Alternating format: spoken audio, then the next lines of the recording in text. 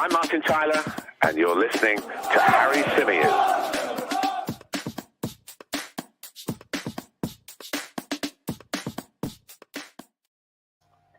Hey everybody, and welcome back to the Chronicles of a Gooner, the Arsenal podcast, part of the 90 Min Football Network. As ever, I'm your host, Harry Symeou, and on this edition, a slightly later edition of our press review show, we're going to be discussing the latest Arsenal-related stories doing the rounds. Now, I have to apologize for the delay in today's live stream. I was involved in some work meetings today. I was down in central London, and then I went over to TalkSport, did the show on TalkSport 2 with the brilliant Adi Oladipo, came back home, had a bit of dinner, and thought, it's time to jump on and talk Arsenal with you guys.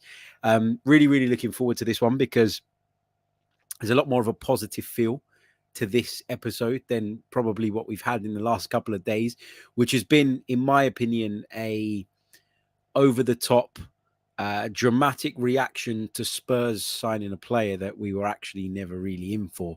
And then that sparked a lot of a lot of discourse, a lot of disappointment, a lot of frustration being aired with regards to the way the football club's being run. And I'm not saying that those people don't have valid points, and I'm not saying that we shouldn't be concerned in any way, shape, or form about how this summer might go. All I am saying is, let's be patient. Like, there is no way that we were going to have all of our business concluded by the 15th of June. And if you want to get the right players, sometimes you have to wait. Sometimes you have to bide your time. Sometimes it isn't as clear cut as those who play Football Manager and FIFA career mode might think. So listen, let's see what happens over the next few days. But another sort of positive-ish update today regarding Youri Tielemans. Now, of course, Youri Tielemans is a player that we've been linked with for some time now. It looks as though Arsenal, by all accounts, are quite confident of being able to secure that signing between now and the end of the window. People will ask the question, well, why hasn't it been done yet? It doesn't work like that again. So many different moving parts to this, so many people that need to be in agreement, so many parties that need to be satisfied. And so ultimately, sometimes you have to wait for these things. Sometimes they take a bit of time, but I would rather wait a week, 2 weeks, 3 weeks, even 4 weeks, if it means that we get the right players in as opposed to making panic buys. And I genuinely do feel that way. And I think that's so important. I think over the years, we've been so guilty of panic buying, of buying players that we clearly hadn't done our due diligence around. We've made so many mistakes in the transfer market over the years that that's been a large contributing factor to the reason that Arsenal have fallen from grace and fallen to where they are today. So I'm particularly passionate about getting the right players of the right profile and the ones that the manager feels will add to his team moving forward. Now, people will say, oh, but Mikel Arteta shouldn't be the one involved in this. And, you know, he's not the only one, of course.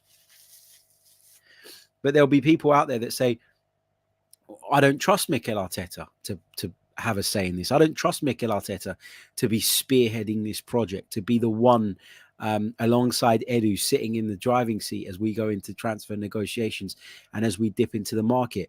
But whether you like it or not, Mikel Arteta's just signed a new contract and he's just, committed his future to the club, as have the club committed to him. Now, obviously, that doesn't mean he's immune to the sack. We've seen many managers given many contracts over the years that were then terminated. But the fact that Arsenal have shown him, faith at this point, despite Arsenal not, finishing in the Champions League position last season, it says to me that the club are in this with Mikel Arteta for the long haul. And so you've got a choice as a fan. You can either sit there and moan and whinge and complain and do nothing else and completely ruin your enjoyment of watching your football club, or you can be fair in your criticism. And there is criticism to be had, but you can be fair in your criticism and you can fundamentally lead by being what the definition of a supporter is. And that's someone who sticks with their club through thick and thin. And that's someone who defends their club. That's someone who backs their club, who, dedicates their time and their love and their compassion and all of those things to their football club.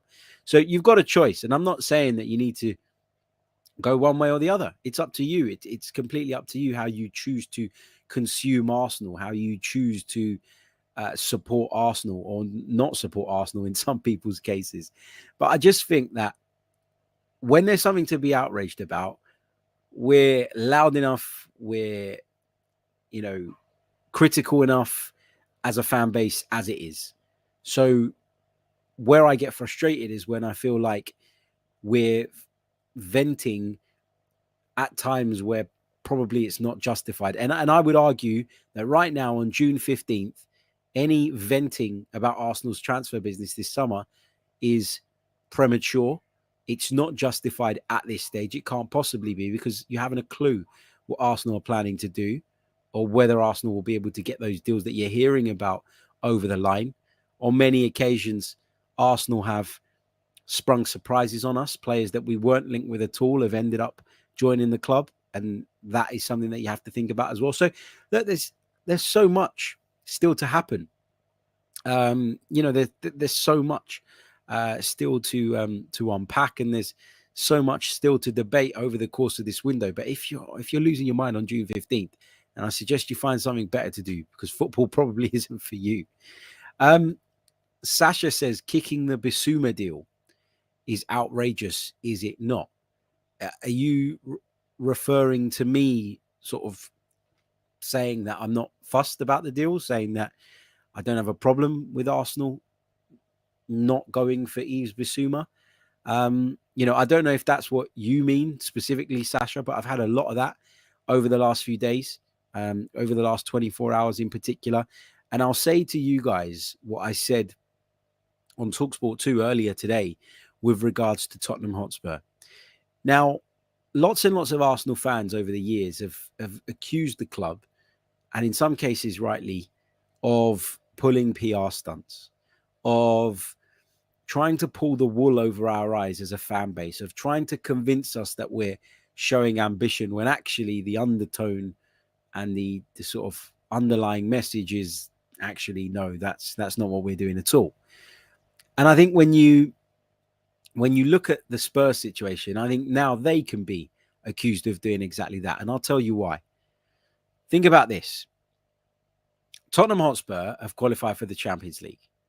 And one of the big reasons that many, many Arsenal fans were desperate to see us get over the line and qualify for the Champions League, I was told, was because it would open the door to bigger names. It would make us a much more attractive proposition to the biggest names in football and allow us to once again recruit in a way that would hopefully see us return to the top sooner rather than later.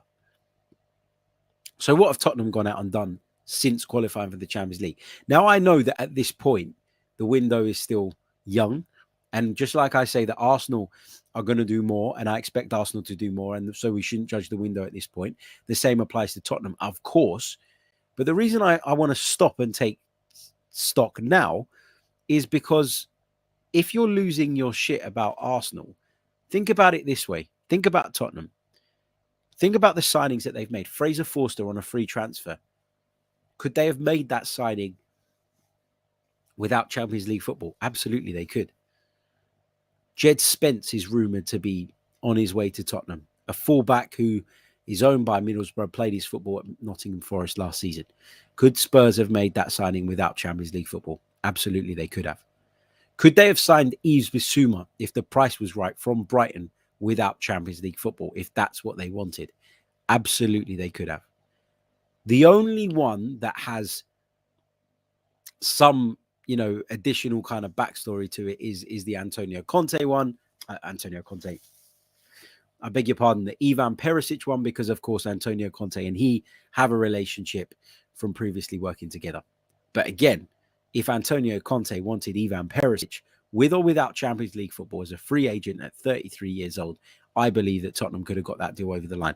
So the point I'm trying to make here, and bear with me because I will get there in the end, is that Tottenham have not done anything spectacular based on, so far anyway, based on the fact that they've qualified for the Champions League.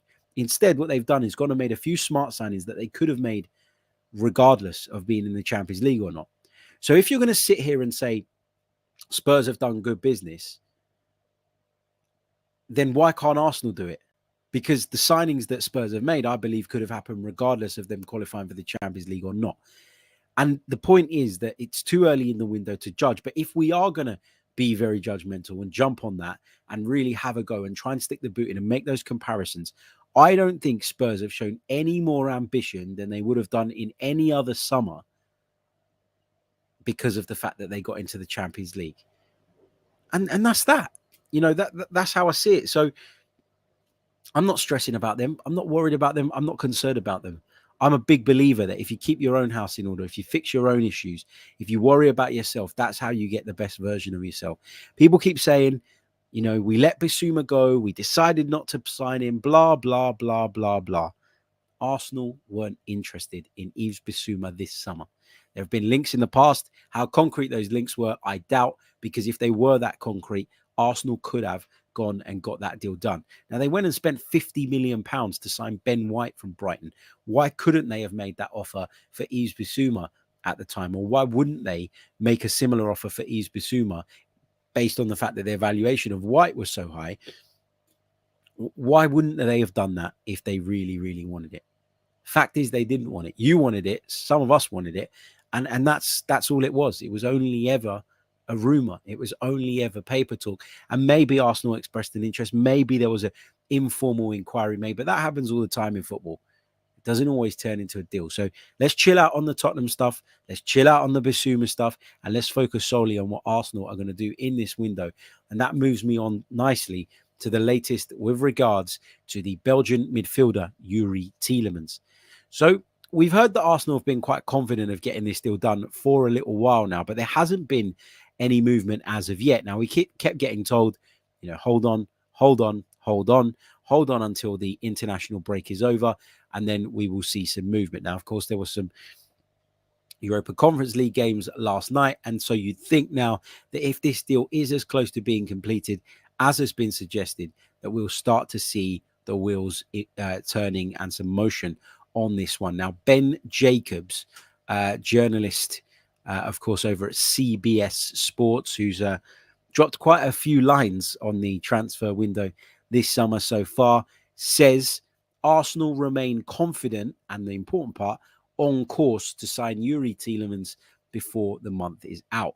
Interest from Tottenham was never advanced, but Bissouma's incoming arrival will allay fears Spurs could hijack the deal. Tielemans is one of Arteta's priorities.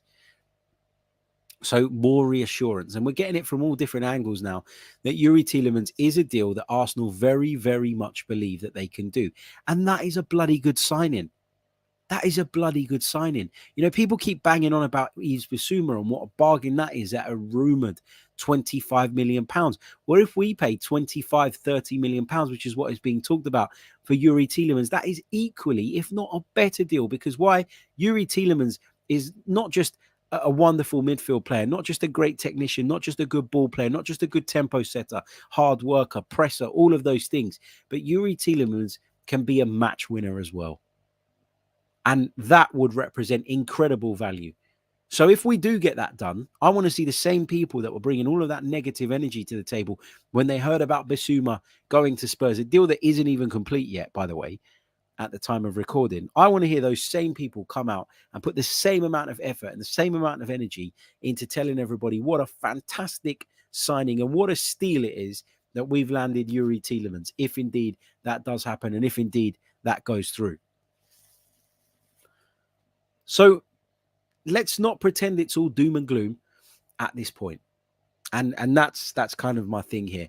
I've said it time and time again. I'll say it now for the benefit of those who have missed the recent shows. I genuinely do think that Mikel Arteta is looking for a midfielder closer to the profile that Youri Tielemans brings. I think he wants someone who can play as an 8 rather than a 6.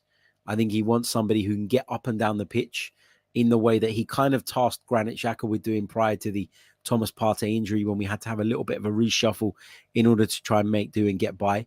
So I think it's clear that that is the kind of midfielder that Mikel Arteta has right at the top of his priority list. And so if you look at it that way, Yves Bissouma is not that, right? He's not that type of player. He's more deep lying. He's more defensive. He's more of a destroyer. He breaks up play and he starts the game from a much deeper area of the pitch. So you got to, in order to understand whether somebody's fulfilled their objectives in the transfer window, first of all, you need to understand what they want. And if you think that a defensive midfielder was the priority, then I don't know what you've been watching for the last year, because we've clearly seen that Mikel Arteta trusts Thomas Partey as that midfield anchor. We've just seen him give Mohamed El Neni a contract extension. We've seen Granit Xhaka be trusted in basically any position that Mikel Arteta thinks up in his mind on any given day, which suggests that he feels that he could play there if he needed to. And what you end up with is you end up with a stockpile of players that can all fill that one position, but we then still don't solve the problem on the left side of that midfield. Who is it going to be? Who's going to be the man that almost replicates what Martin Odegaard does on the other side as we look to squeeze teams into their own half, push up to the halfway line with the likes of Ben White and Gabriel and William Saliba when he comes into the side? Who is going to facilitate that more ambitious and adventurous approach, and who is able to make the difference in that final third, whether it be by unlocking defenses with brilliant passes, whether it be by letting fly from long distance and finding the top corner? Nobody. We don't have a player like that. And Youri Tielemans, for me, ticks so many of those boxes. Was he slightly under par last season? Yeah, maybe a little bit. But Leicester were in general. Not enough, though, for me to go, we should just pass up the opportunity to sign Youri Tielemans. So you can bang on and on and on and on as much as you like about the fact that Yves Bissouma represents good value for money. If, and it is still a big if, at this point, Arsenal go and land Youri Tielemans, I would argue that that's probably a better deal and one that is far more useful to us in our current predicament and would fit far better into the team and into the style of play that we are trying to build. Let me just pause for a second to say a big thank you to Eric for his very, very kind super chat. Eric, thank you so, so much, mate. Honestly, really, really appreciate it. He says, keep up the great work watching from New Jersey. Big love to everybody watching from across the pond. I do realize that when we do these shows at this time, we probably get more viewers from the States because of the time difference. It's a little bit more manageable, isn't it? So a big hello to everybody. Yeah, so that's where we are on Tielemans, right? Confident that the deal can be done. Still on course, according to a number of sources, to have that deal completed by the end of the month. If he signs today or if he signs at the end of the month, it's neither really here nor there, is it? It doesn't really make an awful lot of difference. And that is another reason why I can't understand why people are so agitated at this moment in time. The other player that we've been linked with today is a player that currently plays his football in Portugal, and a player that some of you may remember from a spell not so long ago that he had at Premier League rivals Wolves, and that is the 22-year-old central midfielder Vitinha. Played 30 times in Liga NOS for Porto last season, scored a couple of goals, provided 4 assists, but was a regular in that side, in the centre of midfield. Very much seen as somebody who can dictate play, very much seen as an orchestrator in the middle of the park. And he is being linked with a move to both Arsenal and Manchester United. Now, it's understood that the player has a release clause of around about 40 million euros. Porto have come out and said that they've had a very strong offer for Vitinha, but that they've made it very, very clear that they will not be selling the player for anything less than that 40 million euro release clause. Will somebody go out and trigger that? Will Manchester United, who are being rumoured, or Arsenal, who are being rumoured, feel that that is a worthwhile investment in Vitinha? Now, how long did he spend at Wolves? Well, he joined Wolves in September 2020, and he stayed until June 2021. And to be honest, he didn't have a great time at Wolves. Like, let's be honest. I mean, if we look at, hold on, let me look at his stats by club. He managed 22 appearances for Wolves, 1 goal, 1 assist, hardly pulled up any trees. But, you know, sometimes you can just argue that the environment wasn't right for the player. Now, again, look, I'm not sitting here saying, let's go out and get Vitinha, or that I really, really back that signing, because he's not a player I've seen an awful lot of, if I'm being completely honest, hand on my heart. But what I would say is this, sometimes you can find players that fit perfectly in your system, but they're not always the fashionable name. Now, where I'm a little bit reserved on this is the time that he spent in the Premier League does worry me a little bit. But B, 40 million euros sounds like an awful lot of money, and it feels like there are better options out there for that type of price. Add to that Manchester United are said to be interested, and it means we're competing with Manchester United. It means that we're going to have to go up against them in a bit of a bidding war. It means that we'll have to go up against them in a bit of a bidding war with regards to his contract. And that's what I mean. There is a release clause in place. So you've got to do something that stands you out from the crowd if that's the player that you want to bring in. And again, I'm not overly convinced about the idea of Vitinha, but those links are doing the rounds today, and they come from Record in Portugal. Say a big hello to the Fort Lauderdale Gooner Craig, who says, Harry, Tom is sick, so you have to do an 8 a.m. show tomorrow. Sorry, man. Look, wish Tom all the best, first of all. Hope he recovers ASAP, but I can assure you I will not be doing any 8 a.m. shows. Can't you tell by my voice? I'm struggling as well at the moment. And this is because of hay fever. It's always really bad for me in the morning, and it's always really bad for me in the evening. And I didn't feel too bad until I started this stream and I started speaking. And I'm feeling like really bunged up, and I'm trying to battle my way through it. But anyway, we continue. Thank you very, very much for your kind super chat donation, mate. And thank you for your message on Instagram as well. I did see it. Looking forward to receiving the scarf. Thank you so much, mate, for sending it over. Brilliant stuff. Okay, let's crack on. Wandering Minstrel, how you doing, man? Hope you're well. Very, very talented chef says I can provide the catering for the breakfast show, Harry. Let's do it. Let's make a thing of it. Fantastic. Look, those are the two big stories today, okay? Or the stories that I thought sort of were worth discussing. Youri Tielemans supposedly still on course for a move to Arsenal. Arsenal still remain confident. Beg your pardon, hay fever making my nose run. Still confident that a deal can be done, are the Gunners, with regards to Youri Tielemans, and that we're on course to get that done by the end of the month, which again proves that these things sometimes take time. Anyway, let's move to some of your questions. If you haven't done so already, drop a question in the chat box for me. Pop a little Q at the beginning of the question. Makes it much easier for me to pick them out from the chat box. And while you're doing that, I just want to remind you guys that if you haven't done so already, please do hit the like button. There are 81 likes on the board at this point, but there's nearly 350 of you with me live. There's no reason why we shouldn't be on at least 150. So please do hit the like button. It really does helps the channel, helps the video. And if you're new, of course, be sure to subscribe. What else have we got? Right. Justin says, since we're linked every transfer window, where are the rumors of us signing Julian Draxler? I love this because it's so true. Like over the years, there's been a number of players, isn't there, that we've just seemed to be linked with for an age. And there's never really any credence to those links, and those deals ultimately never actually get done. And Julian Draxler is right up there, isn't he?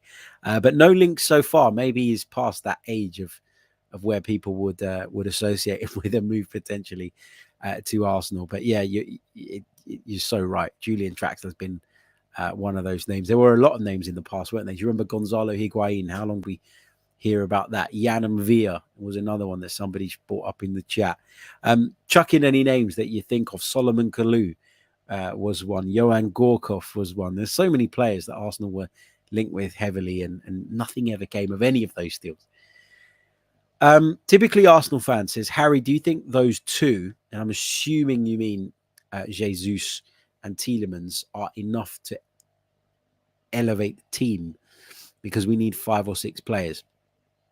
So I think we'd like to get 5 or 6 players in for sure. But I'm not sure that that's a realistic expectation this summer. I think what's more realistic is probably 3 sort of substantial money signings, Tielemans, Jesus, probably one more. I think that's probably about what you're going to get from Arsenal this summer. Now, I wouldn't rule out Arsenal making further additions, like Marquinhos being one of them. You know, if you're including, if in your 5 or 6 you're including the likes of Marquinhos, who probably aren't quite ready to impact the side right now, then I think, yeah, we could get close to 5 or 6. You've also got to remember that William Saliba comes back, and that is another player coming into the first team fold and into the first team picture. So that probably reduces the need to continue strengthening at centre-back. So then we turn our attention to the other areas. I think if we got a striker, a midfielder, and somebody at fullback in, I'd be content. Wouldn't be overly happy, because I think we could do with adding a few more goals and a bit more end product in the wide areas as well. But if we address those 3 positions for me, I'd say we're in pretty good shape. It's not always about having the biggest squad. I mean, if you look at some of the teams that have been successful in recent years, some have had huge squads, of course, but others have had small, close-knit groups. Obviously, being in the Europa League means that we need to have a bigger group, and we're going to need to call on more players over the course of the season, understandably. But I just think, for me, I'd rather we went for quality this summer than quantity. Comdean Masumi says, would you prefer Kukçu, Vitinha, or Danilo? I'd probably lean towards Danilo just slightly. Don't know an awful lot about Kukçu, to be honest. And Vitinha, as I've said, I'm not totally convinced about. Russ Morgan says, do you think there are any ethical or moral issues with Spurs bidding for Bissouma with the pending charges? It's a really tough one. I don't think that it's fair to say that Yves Bissouma is guilty of sexual assault when he hasn't been found guilty. Now, that's not to say that I know he didn't do it. I've been in a position before, nothing anywhere near as serious as that, by the way, just to make it clear. But I've been in a position where I've been accused of doing something that I didn't do. And I don't think there's a worse feeling than having people point a finger at you and judging you based on something that they thought you did, when actually there was nothing to back that up or support that. So I'm very wary of going down the road of saying Spurs shouldn't have signed or shouldn't be trying to sign Yves Bissouma because he is a sexual offender, because I don't know that.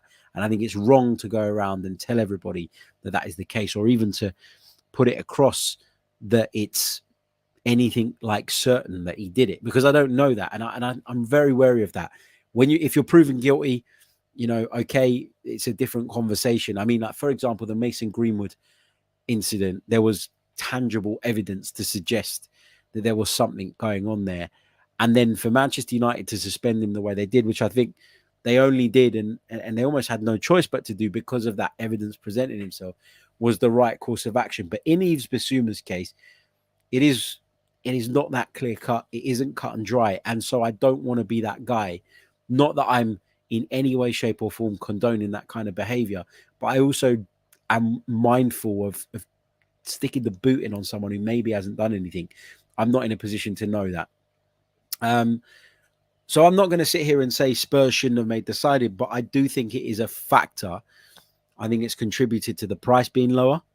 I think that would have obviously been brought up in negotiations. And I think that it is something that, if it does come to light that he's guilty, or it does go south, it's something that could risk reputational damage to not just the player, but to your club as well. So actually, I'd be reluctant to sign him for those reasons. But by that same token, I'd imagine that Tottenham have got, if not assurances, a pretty good idea, and they've probably seek legal advice on the strength of the case against him, for example, before committing this money. Let me take a few more of your questions. Olivier says, let's say Tielemans and Jesus sign.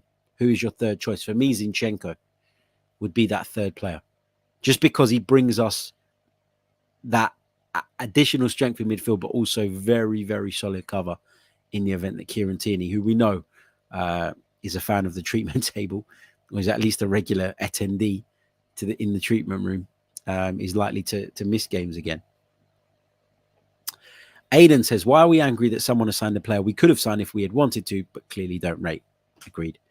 There's not even anything else to say on that. It's literally that cut and dry. Junior Gunner says, is Ramsdale's current form and rashness in goal a worry moving forward? He didn't impress again against Hungary. I actually wanted to talk about this and it totally went out of my mind. So thank you for raising this. I wanted to talk a little bit about his performance last night for England because I thought it was poor. I thought he was culpable for definitely 2, if not 3 of the goals that Hungary scored. But this is a guy who's just mentally burnt out. This is an England team that are mentally burnt out. And this Nations League is throwing up all kinds of surprises because right now the footballing landscape is just a mess. You know, nothing's aligned. You've got players running on empty. You've got players that want to be on the beach. You've got the added factor that this tournament doesn't, to some nations, mean an awful lot, particularly to those who qualify for the big major tournaments anyway with relative ease. And so at the end of the day, you know, there is an argument and a case to say that a lot of these guys are switched off. And I didn't enjoy Ramsdale's performance last night. I thought it was really, really bad, to be honest, in so many ways. But he's our man. I'm going to back him. I'm going to support him. And I'm certainly not going to allow a disappointing performance against Hungary in what was ultimately a glorified friendly detract from all the good work that he did throughout the season. So if it continues, it becomes a worry, of course. But, you know, now at this stage, I'm not overly worried or concerned about it. I've got to be honest. Let's take a few more. Weedy Marley says, would you take Anthony over Vitinha and Tolisso on a free? Better business than Tielemans? So hold on. So it's 2 questions. Would you take Anthony over Vitinha? I don't really think they're the same player, are they? I think that Anthony plays from a wide area and Vitinha is more of a central player at Porto at the moment. I'd like Anthony because I think he's a really, really good player.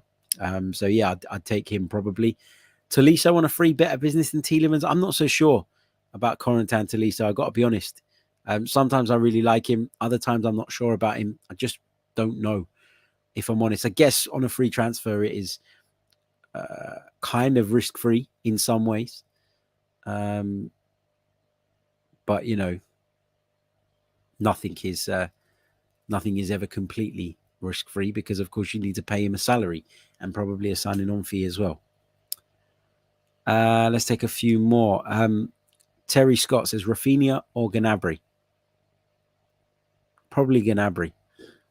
Just because he's been doing it at Bayern Munich, he's been doing it for Germany, and there's that affiliation between us and the player. And I think he'd be a lot cheaper as well.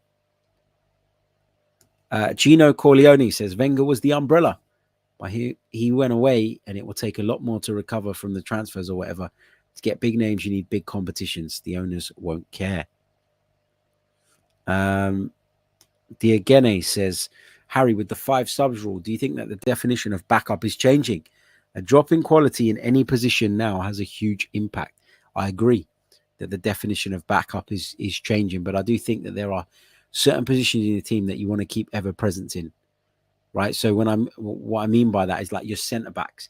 You want that partnership to be consistent. You probably want that right across your back 4. You'd like a central midfield to be as consistent as possible so that they've got that chemistry and understanding of one another. Where you can probably rotate a little bit is maybe in the wing positions. And even then, you'd argue that the chemistry thing still applies. But the point I'm trying to make here is that there will be rotation. But for me, rotation still has to be measured. Moss, how you doing, mate? He says, you Rick, Harry, shoot, I missed TalkSport 2, was hearing from Tariq and the Gooner talk Tom. So many getting called names and harassed, saying the same as you to relax about Basuma, as could end up a poor signing. Well, I mean, Tottenham were waxing lyrical when they signed Tanguy and Ndombele from Lyon, and look what happened there. You know, not every signing is guaranteed to work. And so you shouldn't be going crazy about stuff before giving it the opportunity to play out. That's what I think. Gang Miklos says, hi, Harry. How much do you think we should pay for through the 3 signings, Jesus, Tielemans, Zinchenko? Do you think we can buy 2 players from City? Well, there's a lot of reports and rumours doing the rounds that Manchester City are really desperately trying to raise funds. So I wouldn't say that it's beyond the realms of possibility that they'd agree to sell a couple of players this summer. If I'm going to break it down, I think that Jesus would probably be about 40 to 45 million. Tielemans about 30. So that's, let's say 45 and 30. You're talking 75, probably 100 million is what I would look at for the three players. I think that's probably about right, in all honesty. Lots of you jump into Aaron Ramsdale's defense in the chat, and understandably so. He's a Gooner, and so we should defend our own, absolutely. But I do think that even on an individual level, his performance wasn't very, very good yesterday, and I don't really think you can escape from that. Name blocked. That's an interesting screen name. Says, "Oi, question AFC PR flack. Why have you not been putting pressure on the Chronicles to deliver the Premier League title and stop with this nonsense, this top four nonsense? The Chronicles are probably the wealthiest owners ever." Why haven't I put pressure on the Chronicles? Because you're expecting me to say that I've got some kind of reason for having the views that I do. You want to say that I'm an Arsenal puppet. You want to say that I'm Mikel Arteta's lawyer. You want to say all of those standard criticisms that get leveled at me on a daily basis. You want me to give you something like that. And the truth is that I just don't think that right now, in the state that Arsenal Football Club are in, we can expect them to win the Premier League title without going and spending ridiculous, crazy, stupid amounts of money, which we know isn't going to happen. And when you look at the club's finances of late, there's even a case to suggest that maybe they spent more than they should have last summer. So, we're not going to spend the crazy, stupid, crazy money that we'd need to do that. And B, we've got so many problems from all the years gone by that it's not that I don't want us to win the title. It's that I simply think that there is a lot of work that needs to be done behind the scenes, that the foundations need to be laid so that we can then go on and be sustainable in any success that we go on to have. And under the current operating model of this football club, it is imperative that we recruit well, that we sell well, that what we do is sustainable, just like Liverpool have done over recent seasons. Add to that an elite coach to the mix, and all of a sudden,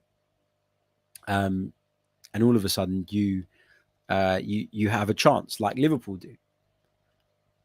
But Liverpool took time to get to where they are today, and I know people get irritated when I make that comparison, but it did take time. They've bought very, very well. They've you talk about hit and miss signings. Pretty much everything that Klopp's done, with the exception of a few, maybe Takumi Minamino, maybe Naby Keita. There's a few that you could say is, or haven't reached the heights that maybe they were expected to when they were signed.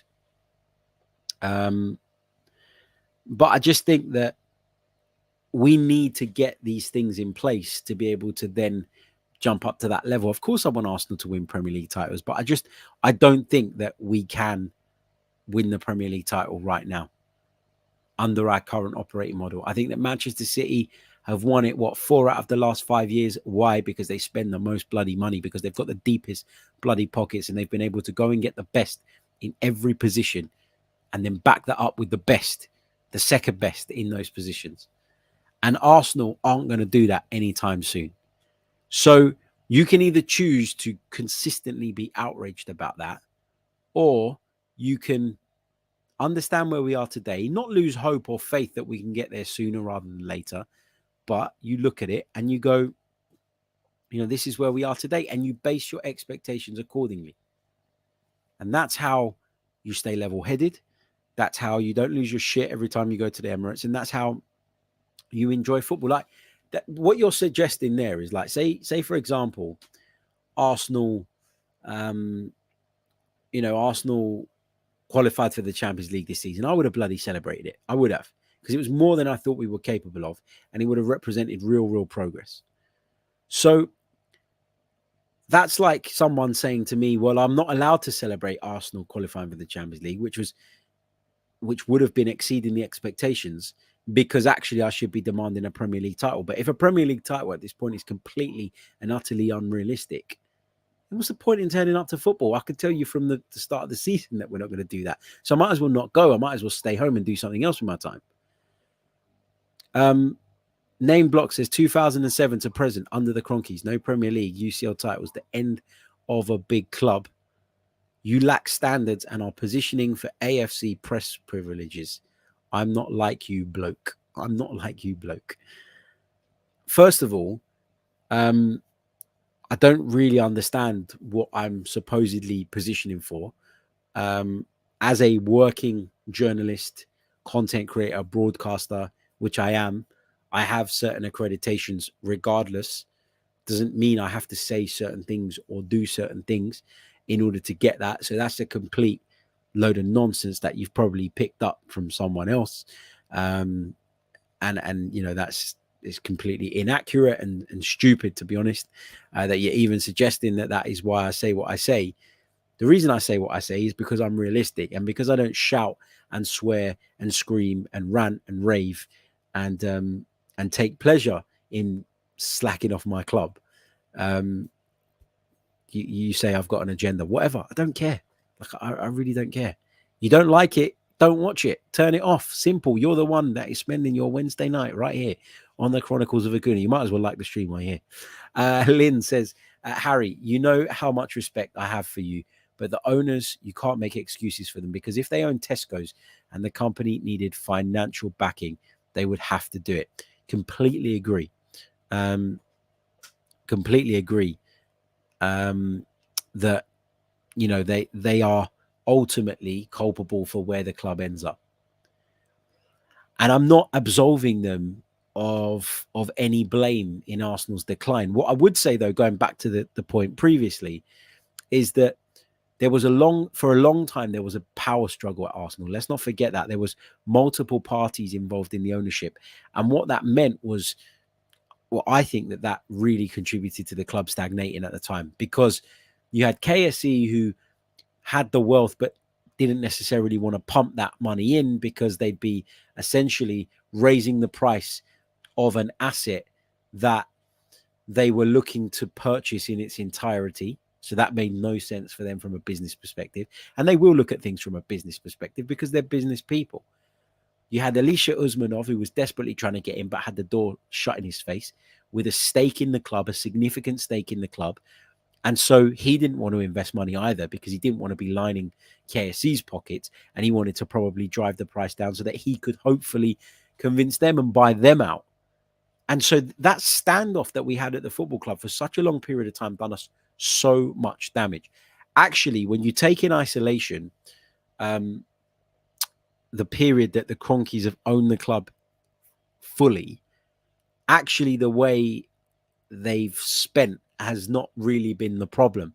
Let me rephrase that. The amount and the volumes of money that they've spent haven't really been the problem. The problem has been that we've had the wrong people in place. And again, this comes back to them. But the problem has been that we've had the wrong people in place making the decisions, the wrong people sanctioning deals. And we've ended up in a situation where 10 years worth of damage is needing to be put right at the moment.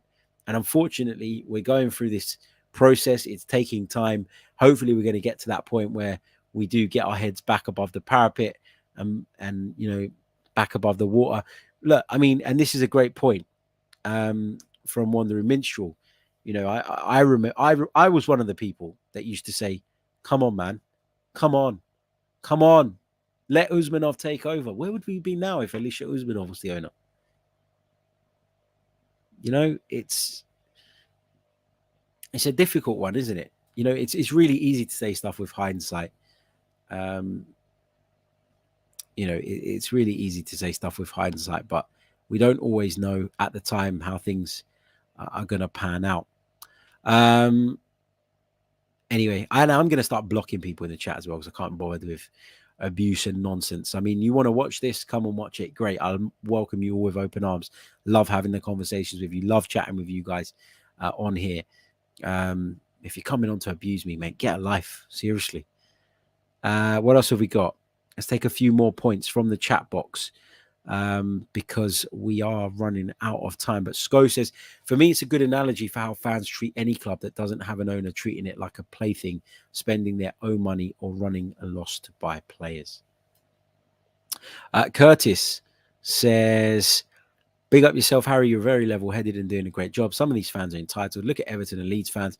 They're at home and away celebrating their team's survival. We are entitled because we've had success in the past. And that, whilst that does make up the identity and the DNA of a football club and does, to a degree, set the standard, history, it's not really relevant now, is it? Like, what we did in the early 2000s is not really relevant to where we are today. And the sooner we understand where we are today, focus on what needs to happen in order to fix that and get back to what we were in the early 2000s, the better. If we just keep obsessing over the history and keep kidding ourselves that we're still this massive, appeal and have this massive pull that we maybe had in the past, if we keep kidding ourselves about that, then actually we'll never move on. What you need to do is understand the problems. First step to solving any issue is to understand what the issue is. Then you work out how you're going to put it right, and then you go out and do it. And so being angry and being upset about what happened in the past is, of course, totally justified. But at some point, you have to push it to one side. And the other thing is as well, you have to stop putting it on Arteta and Edu. I see it so many times. How many people do we see saying, Edu's a shit negotiator? As I pointed out in the chat yesterday with one live viewer, Edu's a shit negotiator. How the hell do you know? Mikel Arteta's this, Mikel Arteta's that. Edu can't sell Lucas Torreira. Edu can't sell Matteo Guendouzi for a decent amount of money. That's because of the problems that have come before us. If you go in a supermarket and you spill a bottle of milk and the guy gets on the tannoy and says, so-and-so, can you get to aisle 4 and clean it up? It's not the person that comes to clean it up's fault that you're a klutz and you drop the milk on the floor, is it? Like, we have to be much more thoughtful when we're applying the blame in different places, because we just want to do it all the time. We just want to hammer people. Edu, it's you, it's all you. Arteta, it's all you. Arteta's not the reason that we crumbled at the back end of last season and missed out on the Champions League. I think there were some decisions he made that I thought were questionable. I thought the Brighton game in particular was one that he cost us in. But that wasn't the only game that we were under par in. I mean, Newcastle, he set us up in exactly the way I would have set us up, the way that most would have set us up.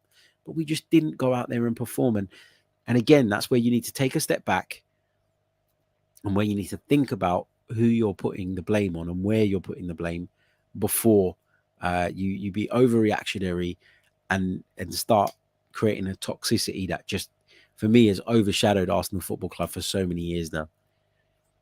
The Socks guy says, my God, you're so right about our history. It's getting annoying. Still hearing people bang on about the old days. We're in the billionaire era and have to adjust our expectations. Cam Singh says, entitlement doesn't serve as an excuse to bully you, Harry.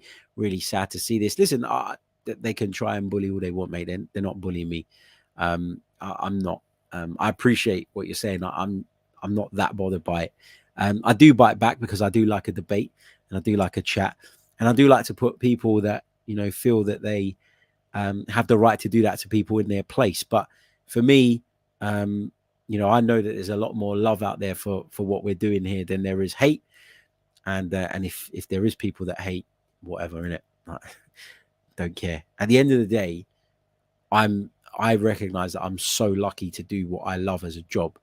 And I'm not going to let any internet trolls stop me from doing that or damage or limit my enjoyment of it, because I've worked bloody hard to get to this position where I can do this. So yeah. Anyway, I think I'm going to leave it there. Ogie is asking how you join the Discord. So to be a member of the Discord, you have to be a member of the YouTube channel. So if you want to sign up, any tier of membership allows you access to the Discord server. In order to join, if you click on the link in the description, you will be able to do so. Let's quickly check in on the likes once again. Over 450 of you, but only 160 likes on the board. Let's try and get that up to 200 between now and the outro rolling. I will catch you all tomorrow with some more content. Again, I think it's going to be an evening show because I am in London for some meetings once again, trying to get all my ducks in order for the new season work-wise. But I promise you, when I get back, whatever time that is, we will drop another edition of the press review. So until then, take care and good night. I'm Martin Tyler, and you're listening to Harry Symeou.